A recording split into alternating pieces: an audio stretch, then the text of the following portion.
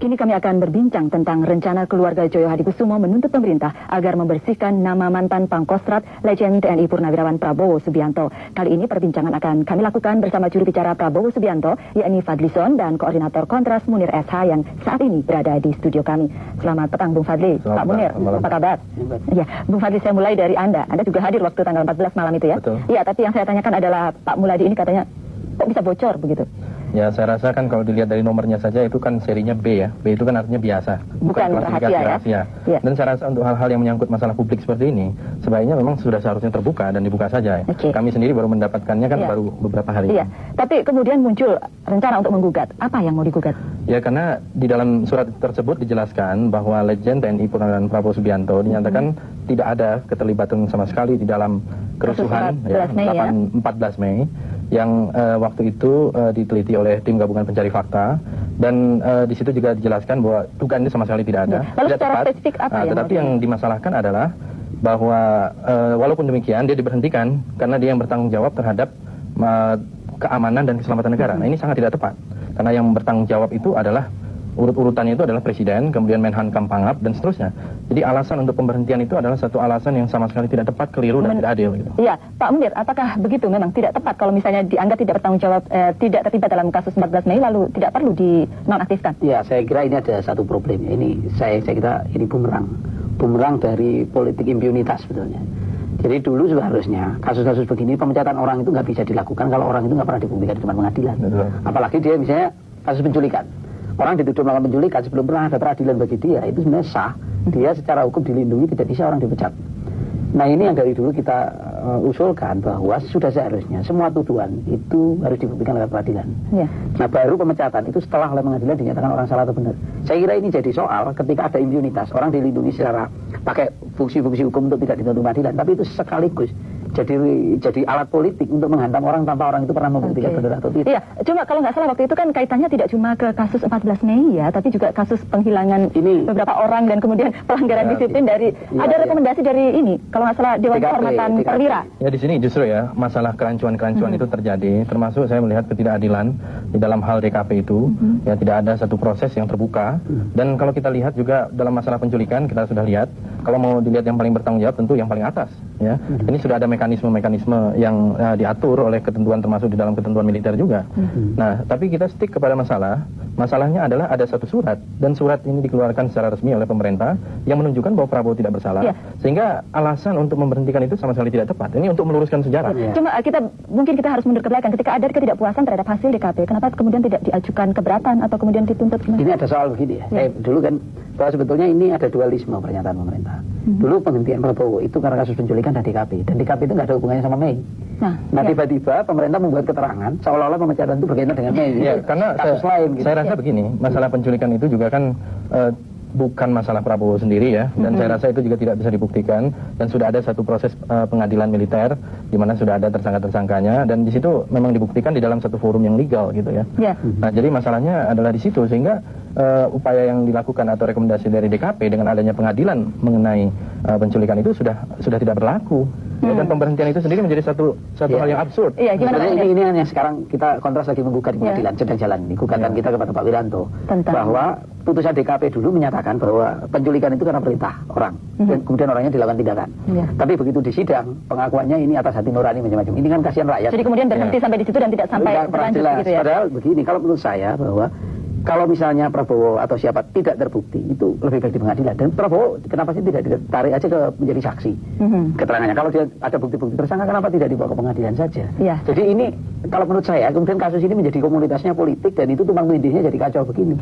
Itu yang sejak awal kita sampaikan, bahwa pengadilan ini yang membutuhkan itu tidak saja keluarga orang hilang, tidak saja masyarakat, tapi Prabowo sendiri itu juga butuh pengadilan untuk membuktikan bahwa dia salah atau tidak. Iya, supaya posisinya jelas ya, kedudukannya jelas ya.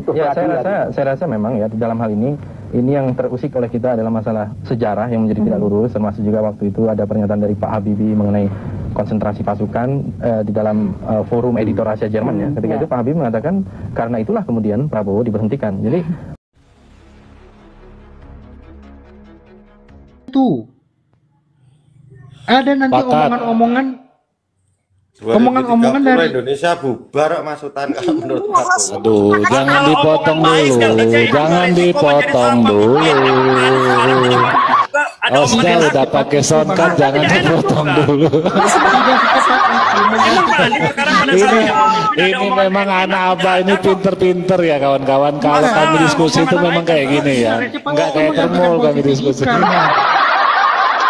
Oke, lanjut Bang Sultan, jangan dipotong dulu kawan-kawan, silakan. Bukan begini, kalau posisi Gibran digantikan sama Anies, ya, entah itu di bulan kapan, entah itu di tahun keberapa, itu nggak gampang buat Pak Anies untuk menyelesaikan semua.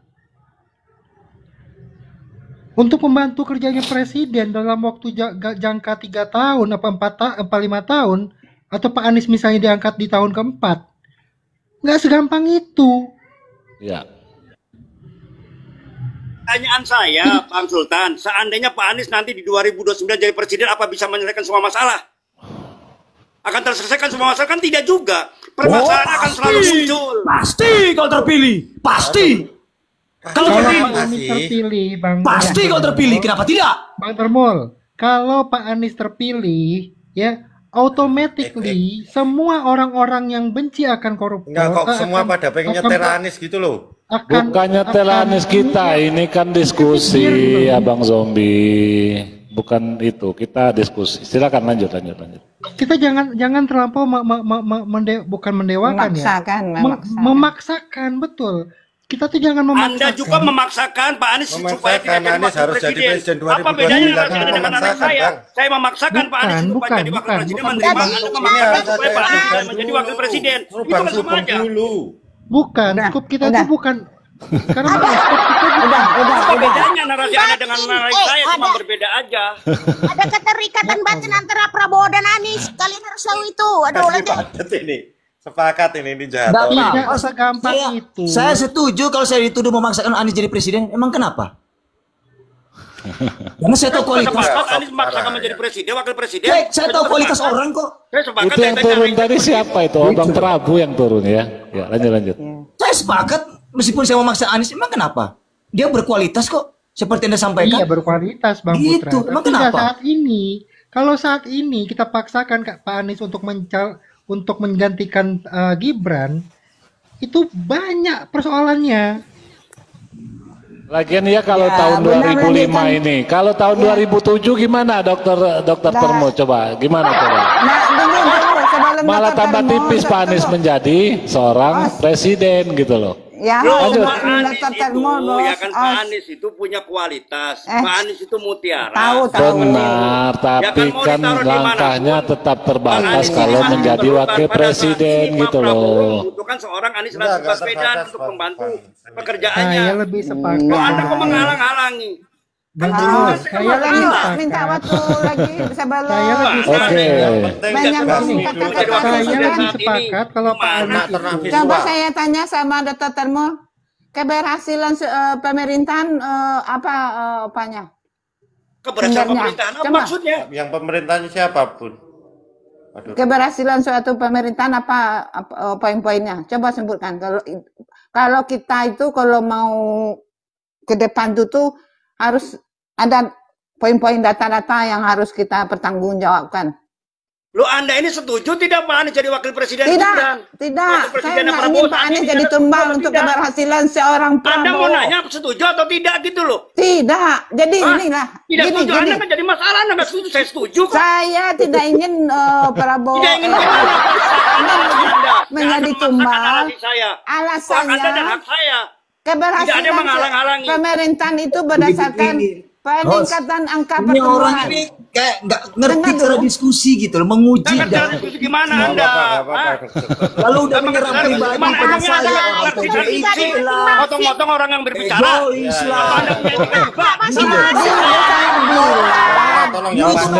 serba salah ini. Di atas ini apa semua ya, anak-anak apa semua. PDIP Anda saja yang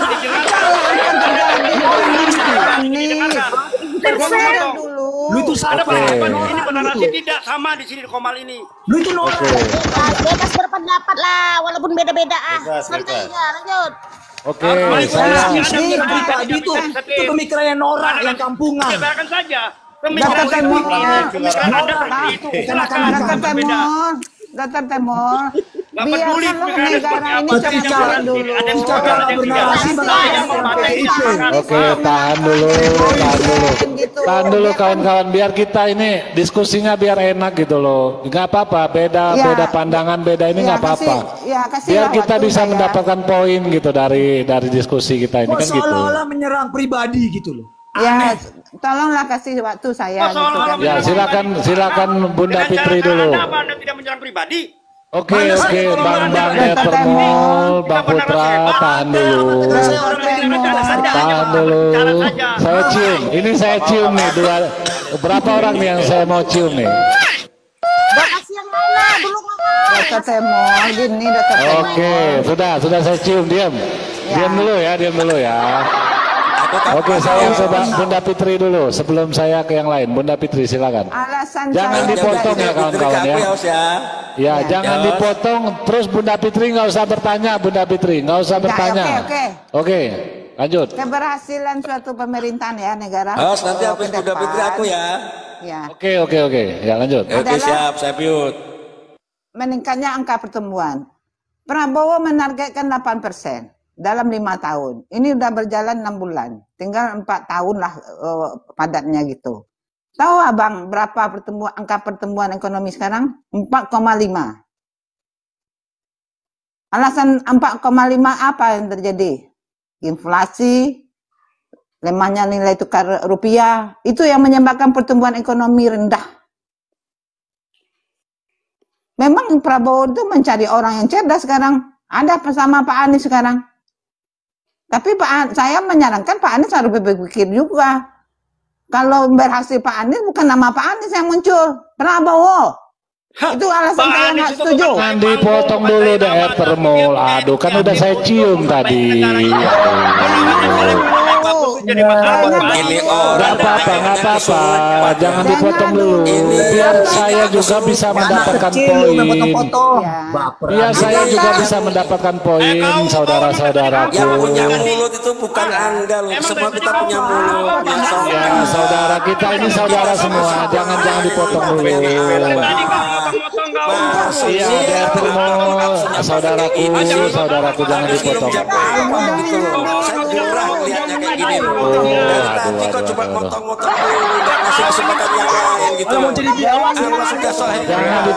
Jangan dipotong dulu. Oke, Tam. Lanjut Bunda Fitri. Saya masih kasih waktu ke Bunda Fitri ya. Waktu ke Bunda Fitri. Diam dulu. Lanjut. Ya lanjut. 8%. Target Prabowo 8%. Sedangkan 6 bulan 4,5. Apakah sanggup Prabowo mencapai 8%? Biarkan nilai rapor Prabowo itu merah. Akan memberi peluang sama Pak Anies untuk jadi presiden besok. Karena rakyat tidak percaya Prabowo. Gitu. Di angka kemiskinan. Tahu Anda berapa angka kemiskinan sekarang? 68,25% dari 285,1 juta penduduk. Nanti tambah terpuruk Indonesia, Bun. Kayak mana nih? Iya, itu angkanya. Jadi Indonesia ada Termol, saudaraku, jangan dipotong, saudaraku. Emang saya nggak bisa ngomong. Gini. Bisa dengar kayak gini. 1 menit, Bunda Fitri, 1 menit lagi. Silakan Bunda Fitri, 1 menit lagi. Satu menit ini Bang Anies mau jadi imam di masjidnya, udah mau maghrib ini ya. 1 menit lagi, silakan Bunda Fitri. Udah nggak apa-apa, kasih kesempatan Bunda Fitri yang. Ya, silakan Bunda Fitri. Jangan motong, lanjut. Ya, 1 menit, silakan. Iya, kan udah tadi angka kemiskinan ya. Apakah sanggup Prabowo untuk menurunkan angka kemiskinan selama 4 tahun? Efektifnya 4 tahun. Seandainya dia mencalon 2029, 1 tahun terakhir dia tidak akan fokus untuk mencapai 8% tersebut. Pertumbuhan tersebut. Ya. Merangkak untuk 8% tuh. Hanya SBY yang bisa mencapai dengan targetnya. Walaupun kurang sedikit dari target yang ditargetkan waktu itu. 6,7. Yang ditargetkan 7 itu tuh. Itu lebih bagus dari Jokowi. 1 menit. Tingkat pendidikan. Udah tercoreng tuh di dunia tingkat pendidikan kita, IQ kita tersebar tuh seluruh dunia. Sanggup Prabowo meningkatkan IQ kita itu lebih dari 100? Yang normalnya IQ orang itu 150 ke atas, Bang. Oke, Saya Bunda. tidak merendahkan SDM kita ini, bukan. Tingkat pendidikan ini, saya sebutkan tingkat pendidikan. Banyak orang anak-anak yang putus sekolah. Itu yang harus diperhatikan Prabowo. Kalau Anies sanggup. Tapi yang akan dapat nama si Prabowo nanti. Biarlah Pak Anies yang merubah di 2029 Jangan dipotong, nanti. jangan dipotong. Ya, lanjut. Biar Pak Anies. Ya, mantap, mantap. Itu alasannya. Udah 1 menit nih. Oke, Bunda, tahan dulu Bunda. Yang lain tahan dulu ya. Ini oke. Ini diskusi sangat luar biasa nih. Diskusi sangat luar biasa ini. Oke. Oke, tahan dulu deh, Bang Anas dulu saya kasih. Oke. Jadi Pak Bunda Fitri ini hanya menginginkan Ya di mute ya. Oke. Nggak di mute itu. Ini saudara saya semua, Bang Anas. Gimana ini, Bang Anas? Oke, hanya Termo. untuk kehancuran. Pak Anies tidak harus punya nama hebat. Pak Anies tidak. Kita jangan lebih Anies daripada Anies. Oke, tahan dulu. Itu kan pandangannya, pandangan pribadi. Bukan seperti itu. Negara ini harus diperbaiki. Biarkan dia mencari masa. Aduh, ini soundcard saya baterainya udah lemah pula ini. Di zamannya Pak Prabowo itu Anda salah. Kan lihat tuh. Oke, DR Termul, tahan dulu. Saya ke Bang Anas. Silakan Bang Anas. Termul belum satu menit ngomongnya. Tadi kan habis Bunda Fitri ke Bang Anas dulu. Habis ini baru saya ke Bang DR Termul gitu loh. Biar